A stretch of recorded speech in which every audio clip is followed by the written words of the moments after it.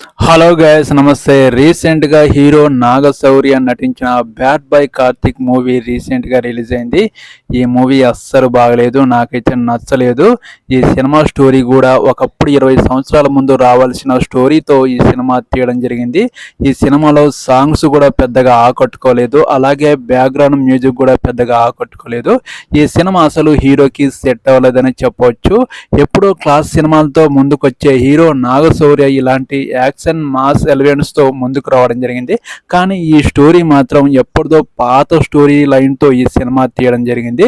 ఈ cinema story line అసలు 20 సంవత్సరాల ముందు రావాల్సిన సినిమా ఇప్పుడు వస్తే ప్రేక్షకులకి అస్సలే నచ్చలేదు. ఇది ప్రేక్షకులకి అసలు సహనాన్ని పరీక్షించే సినిమా లాగా నాకైతే అనిపించింది.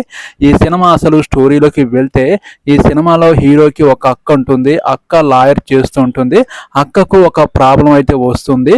చిన్నప్పటి నుంచి తల్లిదండ్రులు లేనప్పుడు హీరోని చిన్నప్పటి నుంచి చూసిన అక్కని ఎలాగైనా కాపాడుకోవాలి అనేది హీరో కాన్సెప్ట్.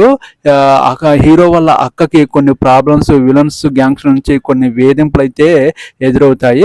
అసలు ఎవరు తన అక్కని హింసించేది, వేధించేది ఎవరు అనే ఆలోచనతో హీరో వాళ్ళని అంతం చేయడానికి వాళ్ళ అక్కకు తెలియకుండా విలన్స్ గ్యాంగ్తో గొడవకు దిగుతాడు. అలానే హీరోకి కోపం ఎక్కువ కాబట్టి ఈ సినిమా పేరు అక్కకు అంటే బ్యాడ్ బాయ్ కార్తిక్ అనే టైటిల్ అనేది పెట్టడం జరిగింది.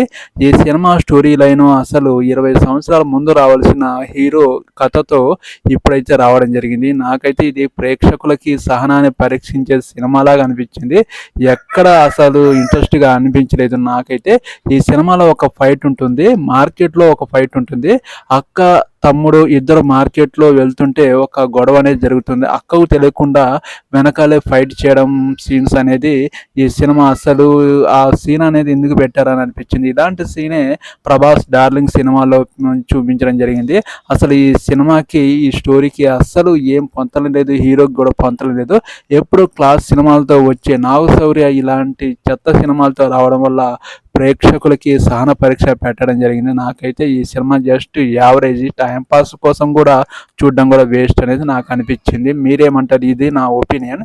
ఈ వీడియో మీద కామెంట్ సెక్షన్లో కామెంట్ చేయండి. నా ఛానల్ని ఒక్కరైనా సపోర్ట్ చేయండి, సబ్స్క్రైబ్ చేయండి ప్లీజ్. Okay, bye.